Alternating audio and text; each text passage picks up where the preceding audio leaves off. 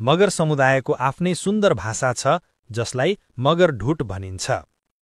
आज हामी मगर ढुट भाषाका केही सरल वाक्य सिक्नेछौँ।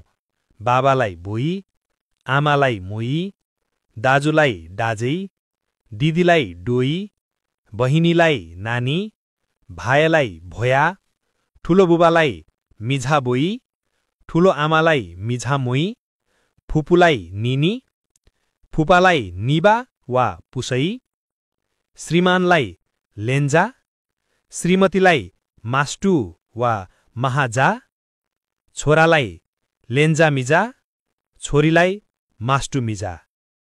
यसरी एक शब्द सिक्दै जाँदा हामी हाम्रो मगर भाषाको मिठास पुनः महसुस गर्न सक्छौं। हाम्रो भविष्यका पुस्ताहरूले पनि यो भाषामा बोलुन्। यही हाम्रो गर्व हो, यही हाम्रो सम्पदा हो। अर्को भागमा हामी अझ नयाँ शब्द र रमाइला वाक्यहरू सिक्नेछौं। त्यससम्मका लागि जिलौ, धन्यवाद।